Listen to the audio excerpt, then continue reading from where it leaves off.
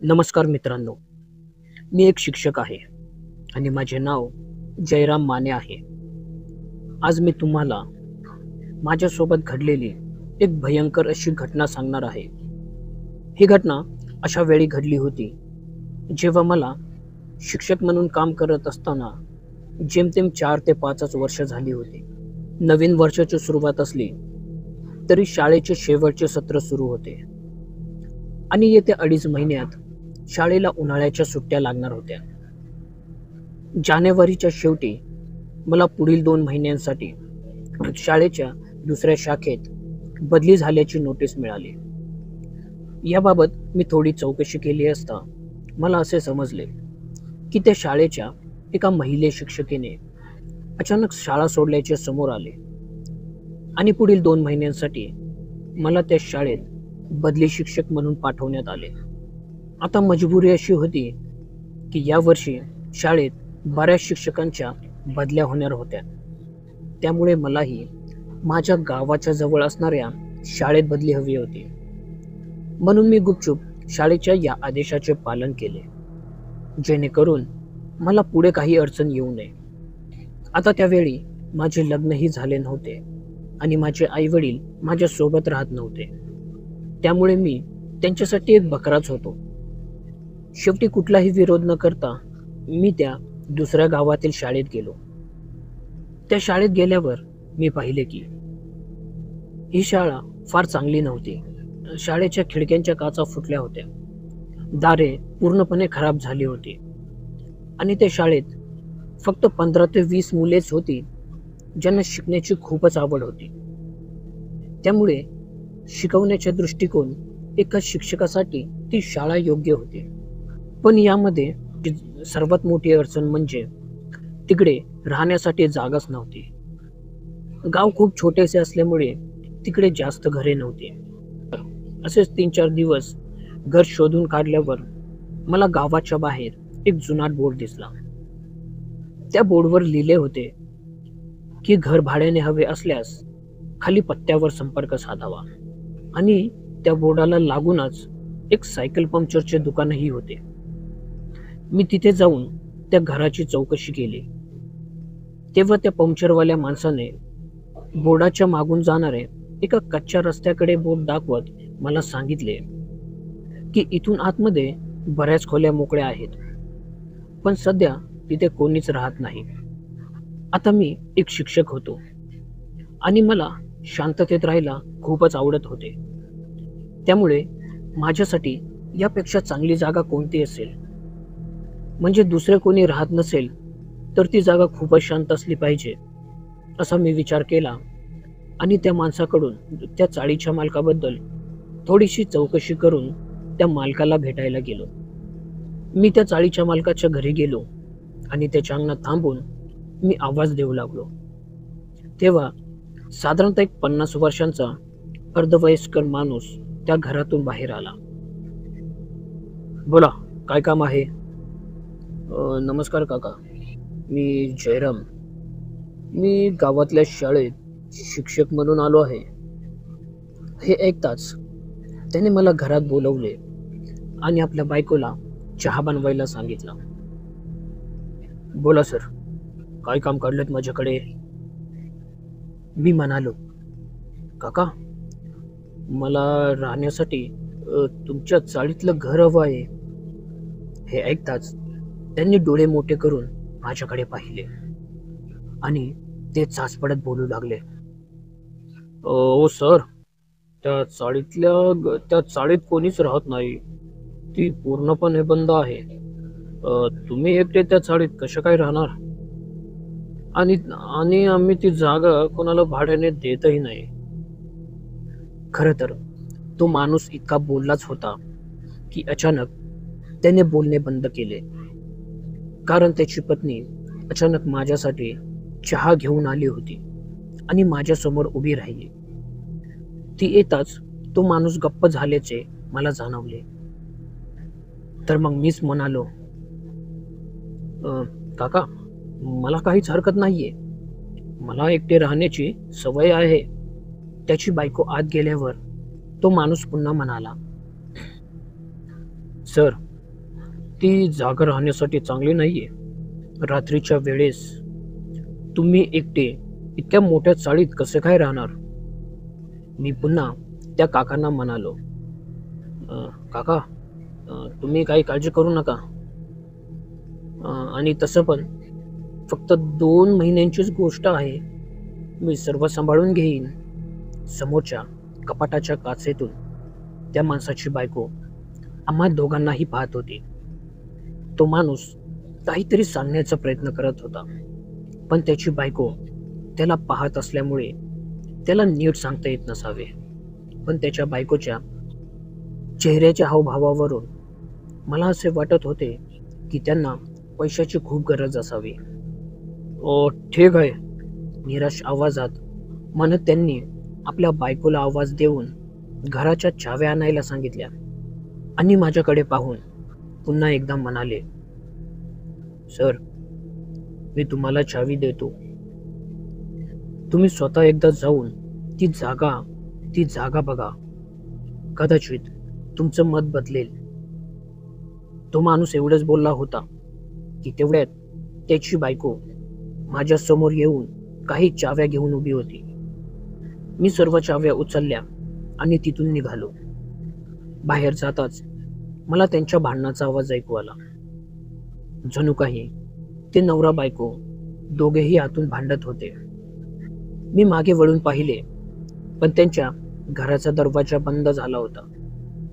म्हणजे मी निघाल्याबरोबर त्यांनी दरवाजा बंद केला असेल. मी चाव्या घेतल्या आणि पायीच त्या चाळीकडे निघालो. तिथे पोचल्यावर मी पाहिले की तिथे सलग 7 ते 8 खोल्या होत्या. त्या सर्व एकाच आकाराच्या, म्हणजे 10 बाय 10च्या खोल्या होत्या. त्यावर सिमेंटचे पत्रे होते. घराच्या समोर ताराचे कंपाऊंड होते आणि त्या खोल्यांच्या मागे एक मोकळे मैदान होते. मी प्रत्येक खोली उघडून पाहिली तर प्रत्येक खोलीत धुळीने माखलेले पलंग, रोजच्या वापरायच्या भांडी, पुस्तके आणि बरीच काही रोजच्या वापरायच्या वस्तू ज्या कोणीतरी अशा सोडून गेले होते. पण या सर्व खोल्यांमध्ये एक अशी खोली होती की ज्याची चावी माझ्याजवळ नव्हती. तेव्हा मला असे वाटले की या खोलीची चावी कदाचित काका द्यायला विसरले असतील.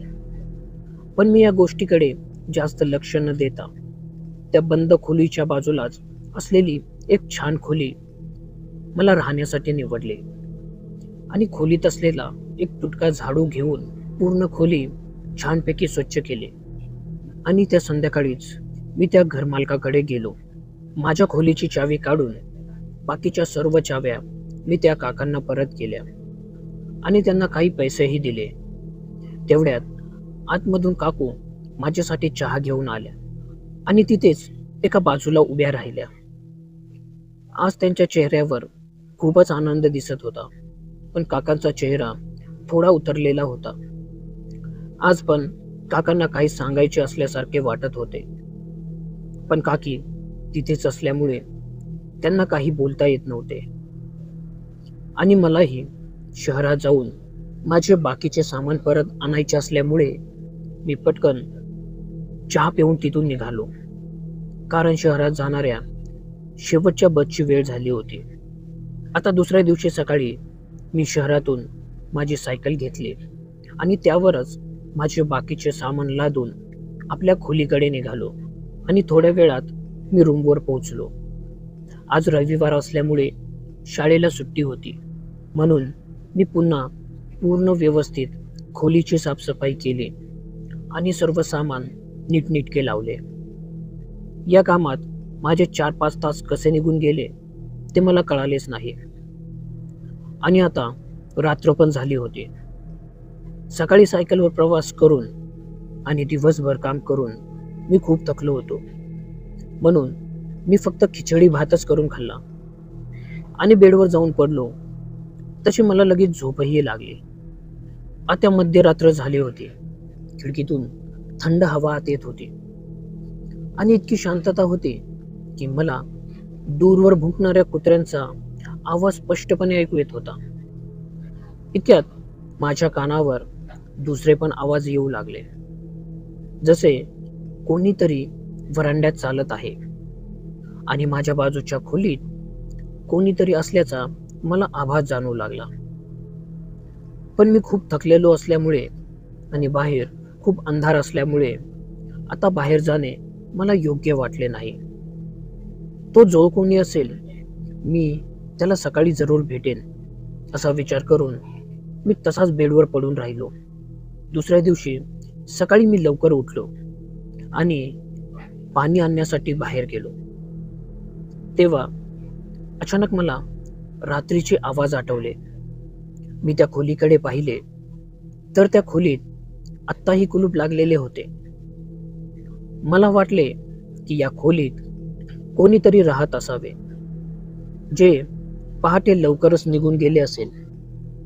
आज संध्याकाळी हे जे कोणी असेल मी त्यांच्याशी बोलेल असा विचार करून मी माझ्या कामाला लागलो.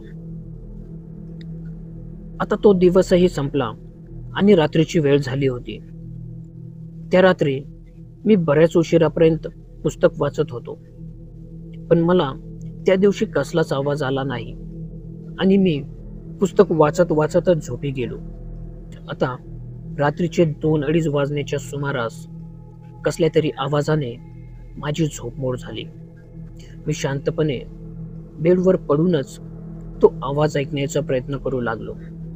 तो कोणाच्या तरी चालण्याचा आवाज लांबून कुठून तरी येत होता आणि तो थोडा थोडा वाढत माझ्या दारापाशी येऊन थांबला आणि एकदम कसला तरी खडखडचा आवाज झाला. आता पूर्णपणे माझी झोप उडाली होती. मी एकदम सावध झालो होतो. तेवढ्यात दारावर जोरात एक थाप पडली आणि कोणीतरी दार उघडण्याचा प्रयत्न करू लागला. माझं पूर्ण शरीर थरथर कापत होते. बाजूच्या खोलीतून वेगवेगळे आवाज येऊ लागले. नक्कीच बाजूच्या खोलीत कोणीतरी होते, आता याची मला पूर्ण खात्री झाली होती. पण बाजूच्या खोलीत कोणी राहत असेल तर काकांनी ही गोष्ट माझ्यापासून का लपवली असेल याचा विचार मी करू लागलो आणि एकदम मला कोणाच्या तरी रडण्याचा आवाज ऐकू आला. तिथे जो कोणी होता तो सुरुवातीला हळूच रडत होता, पण काही वेळाने तो रडण्याचा आवाज आणखीन वाढला. मी हा विचार करतच होतो की तेवढ्यात मला अजून एक जोरात किंचाळण्याचा आवाज आला आणि हा आवाज कोणत्या स्त्रीचा नसून तो एका माणसाचा होता. माझ्या पूर्ण अंगावरती काटे उभे राहिले होते. मी घाबरत घाबरत आवाज दिला, कोण आहे बाहेर? माझा आवाज ऐकताच बाहेरून येणारे आवाज पूर्णपणे बंद झाले आणि पुन्हा तीच भयान शांतता. घराच्या बाहेर अंगणात लाईट नव्हती, म्हणून मी माझ्या जवळची टॉर्च उचलली आणि हळूहळू दरवाजाच्या दिशेने जाऊ लागलो. मी हळूच दरवाजा उघडला आणि पहिले आजूबाजूला डोकावून पाहिले तर मला तिथे कोणीच दिसले नाही. मग मी घराच्या बाहेर आलो आणि शेजारीच असलेल्या घराकडे जाऊ लागलो आणि त्या दरवाजावरती टॉर्च मारून पाहिले तर दाराला अजूनही कुलूप तसेच लावलेले होते. आता या वेळेपर्यंत माझ्या मनात भूतांविषयी काहीच आले नव्हते. मला आता हा प्रश्न पडला होता की आता काही क्षणापूर्वी रडणारी बाई आणि जोरजोरात ओरडणारा माणूस कुठे गायब झाले असतील. म्हणून मी पूर्ण घराला वेढा घालून पाहून आलो, पण मला कुठेच कोणी दिसले नाही. एका क्षणाला मला वाटले की या घरामध्ये कुणाला तरी कोंडून ठेवले असावे. या विचाराने मी पुन्हा त्या बंद घराच्या दारापाशी आलो आणि आतमध्ये आवाज देऊन विचारू लागलो, कोणी आहे का आतमध्ये? मी जयराम, तुमच्या घराच्या बाजूला नवीनच राहायला आलो आहे. तुम्हाला काय झाले आहे? तुम्ही अशा अर्ध्या रात्री का रडत आहे? मी तुमची काही मदत करू शकतो का? एवढे विचारून सुद्धा मला आतून काहीच उत्तर आले नाही. तसा मी थोडा वेळ तिथेच थांबलो आणि वैतागून पुन्हा आपल्या खोलीत आलो आणि विचार केला की आता परत आवाज आला तर जाऊन पाहू. आणि मी बेडवर पडलो. तसे मला लगेच झोपही लागली. सकाळी मला उठायला उशीरच झाला होता, पण मी उठल्याबरोबर आधी दारात आलो आणि त्या घराकडे पाहिले. पण मला त्या घरात किंवा वरांड्यात कोणी असल्याचे काही चिन्ह दिसले नाही. मला शाळेत जायला उशीर झाला असल्यामुळे मी पटकन आवरून शाळेत निघून गेलो. दिवसभर मी कामात खूप व्यस्त होतो, पण माझ्या डोक्यातून रात्रीची ती घटना काही केल्या जातच नव्हती. आणि मला सारखे वाटत होते की त्या रूममध्ये जर कोणी राहत होते तर काकांनी मला का बरे सांगितले नाही, माझ्याकडून ही गोष्ट का लपवली असेल. या प्रश्नाचे उत्तर मला काही केल्या मिळत नव्हते. म्हणून मी ठरवले की आज घरी जाताना काकांना एकदा भेटून विचारतोच. संध्याकाळी मी घरी न जाता काकांच्या घराकडे निघालो. काय माहित का, आज सायकलची चेन खूपच आवाज करत होती. काही वेळात मी काकांच्या घरी पोहोचलो आणि पाहतो तर काय, त्यांच्या घराला कुलूप होते. आजूबाजूला चौकशी केल्यावर मला कळाले की काका काही कामानिमित्त शहरात गेले आहेत आणि बहुतेक 2-4 दिवसांनीच परत येतील.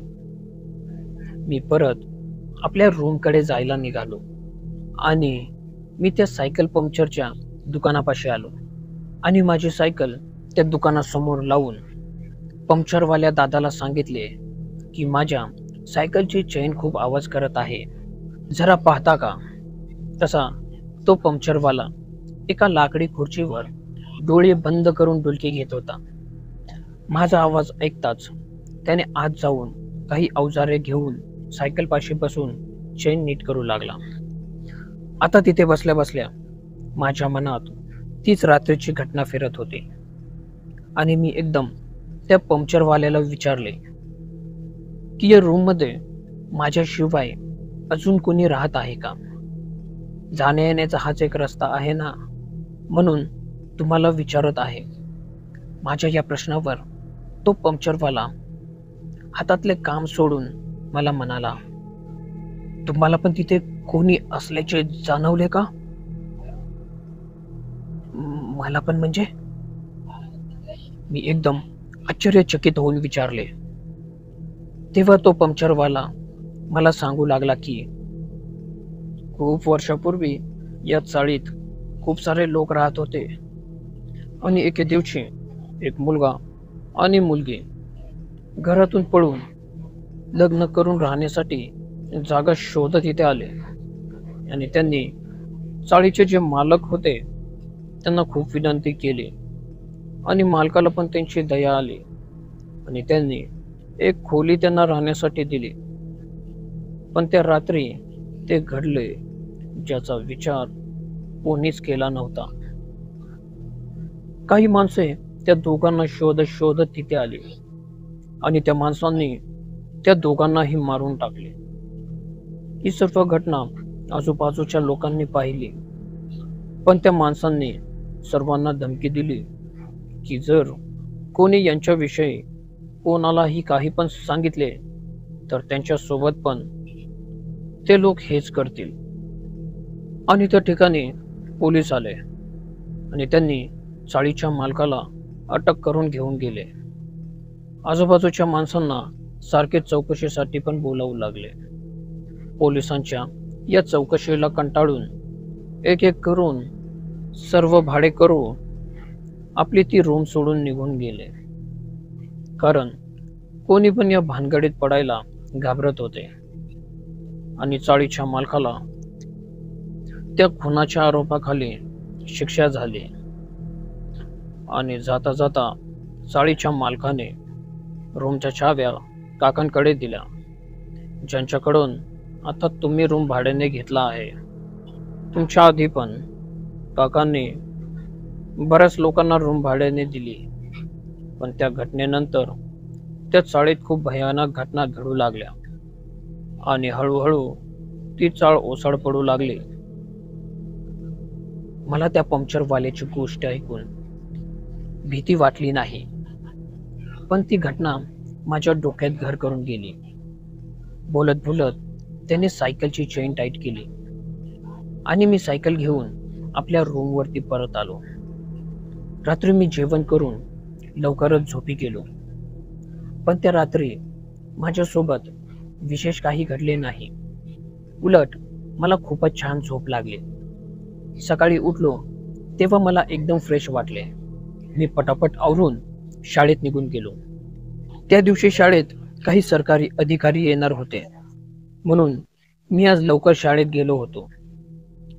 3-4 तास इन्स्पेक्शन केल्यानंतर ते अधिकारी निघून गेले आणि आज मला शाळेतून निघताना खूपच उशीर झाला होता, कारण आज मला एकट्यालाच सर्व काही बघायचे होते. शाळेतून निघताना माझ्या लक्षात आले की शाळेच्या आणि घराच्या चाव्या माझ्याकडून हरवल्या आहेत. शाळा आणि शाळेच्या मैदानात मी त्या चाव्या खूप शोधल्या, पण मला चाव्या काही सापडल्याच नाहीत. मग मी गावात जाऊन कुठून तरी कुलूप लावण्याची व्यवस्था करून शाळेला कुलूप लावले आणि या सगळ्या गोंधळात मला आणखीन उशीर झाला. हे सगळं झाल्यावर मी सायकल घराच्या दिशेने नेली. सायकल चालवताना माझ्या मनात विचार आला की चव्हाण काकाच्या घरी जाऊन बघू, कदाचित ते आलेही असतील आणि माझ्या खोलीची डुप्लिकेट चावी कदाचित त्यांच्याकडे असेल. पण दुर्दैवाने चव्हाण काकाच्या घराला अजून कुलूप लागलेले होते.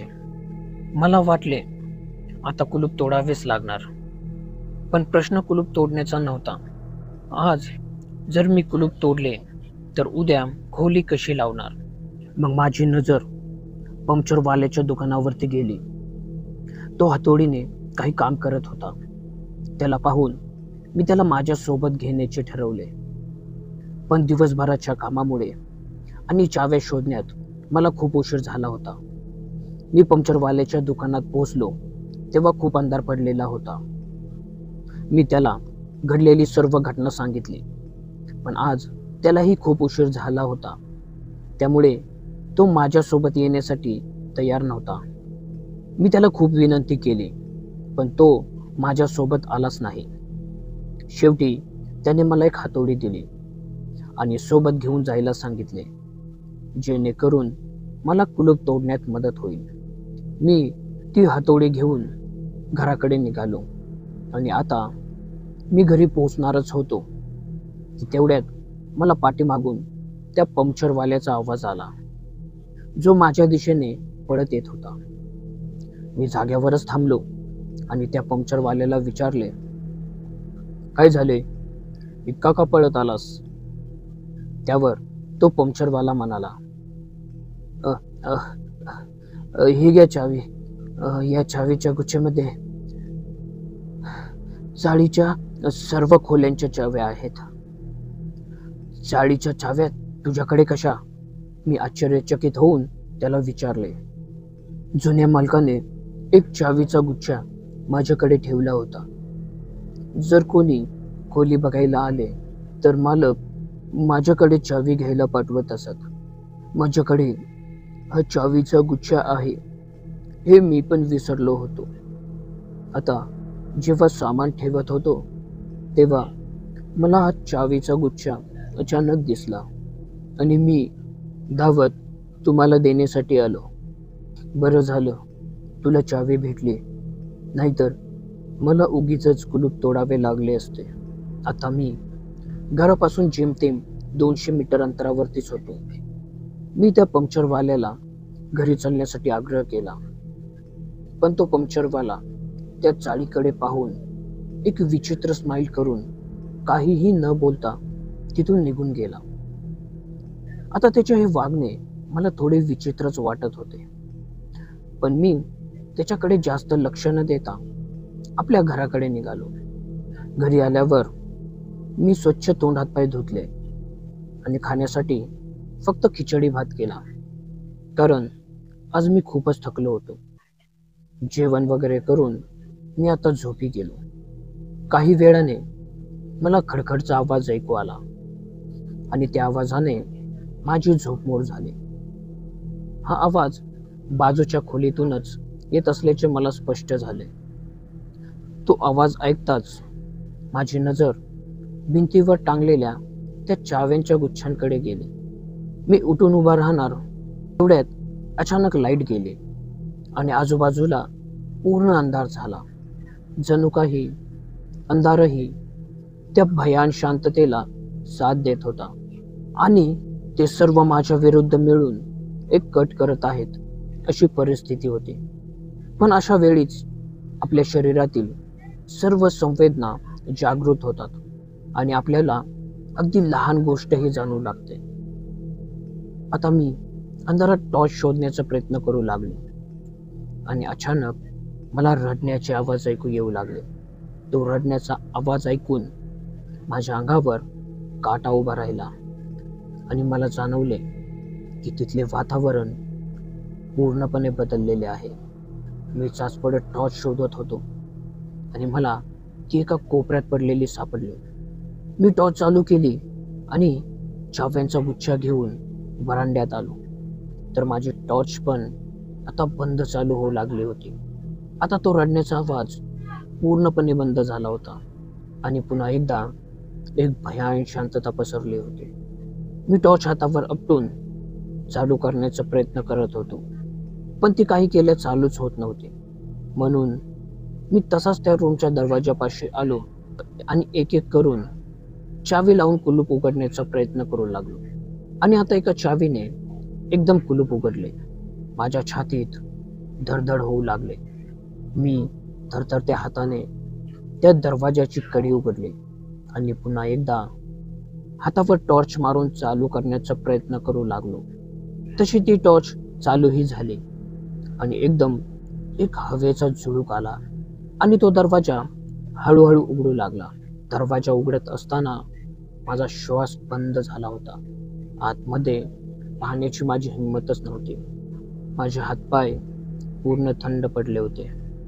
तरी मी घाबरत घाबरत आतमध्ये पाहण्याचे ठरवले आणि मी टॉर्च त्या रूममध्ये मारले. टॉर्चच्या त्या प्रकाशात मी आत पाहण्याचा प्रयत्न करू लागलो तर मला खोलीच्या मध्यभागी काहीतरी लटकत असल्याचे जाणवले.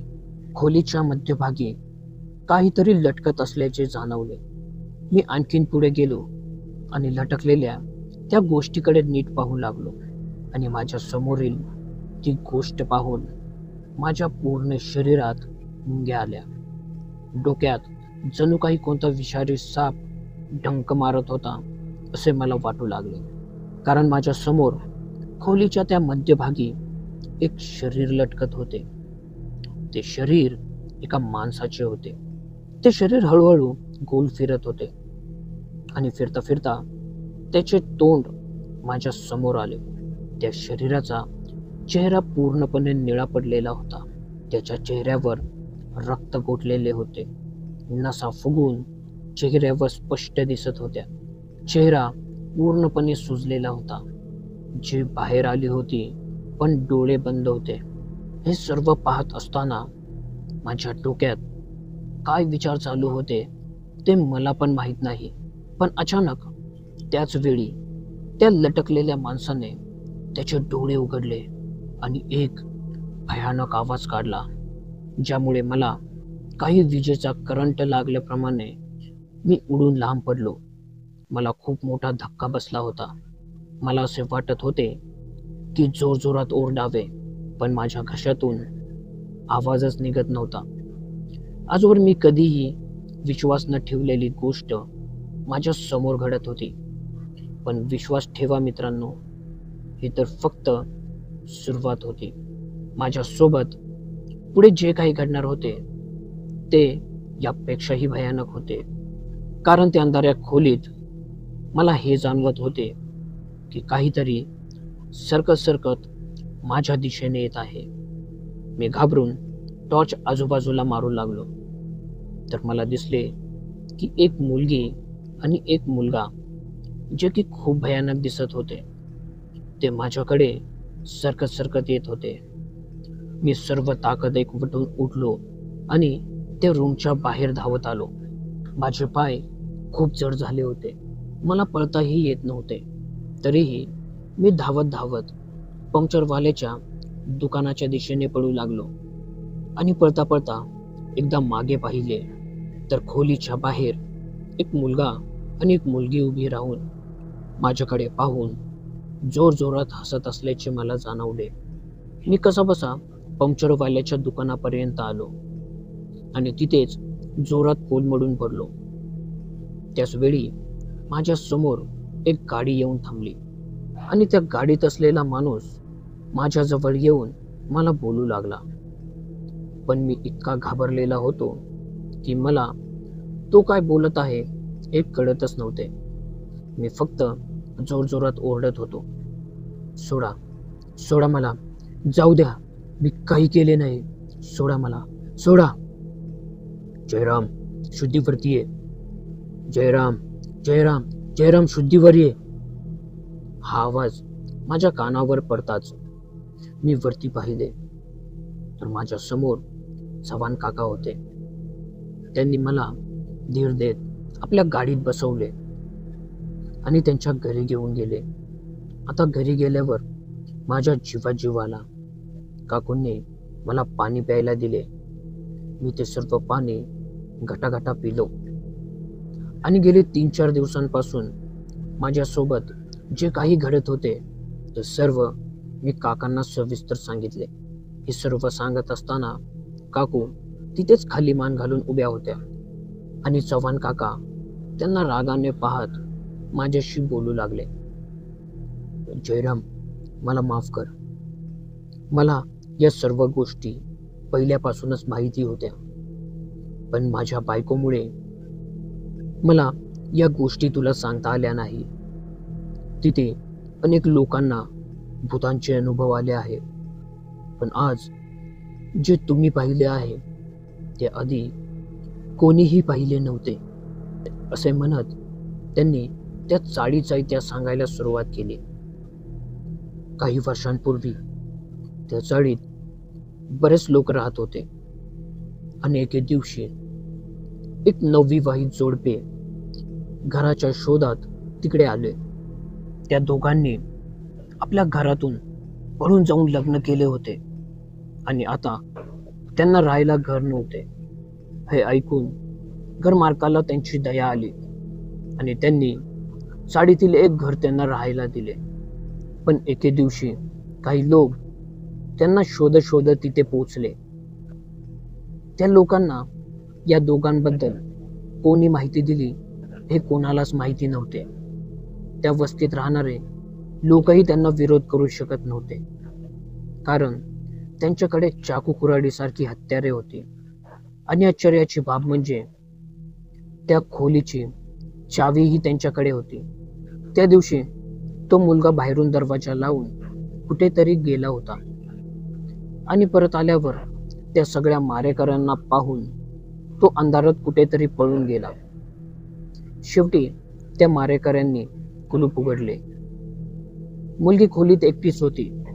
त्या लोकांनी तिला बेदम मारहाण केली आणि तिथेच फाशी दिली आणि आजूबाजूच्या लोकांनाही धमकावले की कोणी काहीही बोलले तर त्यांनाही असे जीवे मारण्यात येईल.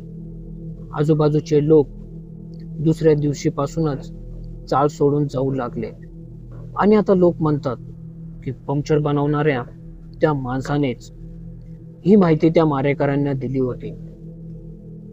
आता खरे खोटे काय हे देव जाणे. पण सकाळी पोलीस तिकडे आले आणि घरमालकाला अटक करून घेऊन गेले.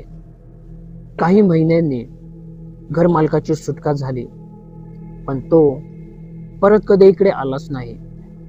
त्याने त्या खोल्यांच्या चाव्या माझ्याकडेच दिल्या. काही वर्षांनी मी त्या खोल्या भाड्याने देण्याचा प्रयत्न केला, पण तिथे घडणाऱ्या भूताटकीच्या घटनांमुळे 2 दिवसांपेक्षा जास्त दिवस कोणीही राहू शकत नव्हते. तू नशीबवान होतास की तू वाचलास, नाहीतर कदाचित मी कोणाला तोंडही दाखवू शकलो नसतो. त्या रात्री चव्हाण काकाने मला त्यांच्याच घरी राहू दिले. मी कशीबशी ती रात्र काढली, पण त्या मुलीचा तो भयानक चेहरा पुन्हा पुन्हा माझ्या समोर येत होता. तिला दोन भूतांच्या जाळ्यात अडकल्यासारखे वाटत होते. मी सकाळी घर मालकासह त्या चाळीत गेलो. त्याने मला माझे सामान घेण्यास मदत केली आणि मी ती खोली कायमची सोडली. निघताना मी त्या पंक्चरवाल्याच्या दुकानापाशी गेलो, पण आज त्याने दुकान उघडले नव्हते. तेव्हा मी त्या दुकानाकडे पाहत होतो आणि चव्हाण काकांनी माझ्याकडे पाहिले आणि मला विचारू लागले की दुकानाकडे तू असं का बघतोस? मी त्यांना उत्तर देत म्हणालो, या पंक्चरवाल्याने आज दुकान का बरे नसेल उघडले? माझे हे बोलणे ऐकून चव्हाण काकांनी विचित्र चेहऱ्याने त्या दुकानाकडे आणि माझ्याकडे पाहिले आणि ते म्हणाले, तो पंक्चर काढणारा माणूस तर मरून खूप दिवस झाले आहे.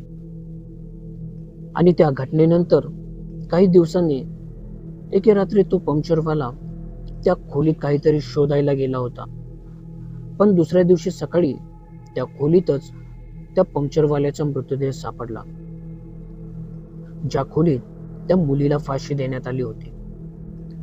आणि तो तिथे काय करायला गेला होता हे कोणालाच माहित नाही. त्यामुळे कदाचित या घटनेत त्याचा सहभाग असावा असे लोकांना वाटू लागले.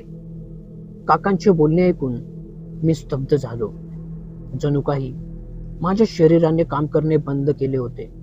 आणि मग मला लगेच आठवले की पंक्चरवाला माणूस त्या रात्री त्या मारेकरांना दिलेली आपली चावी शोधण्यासाठी तिथे गेला असावा.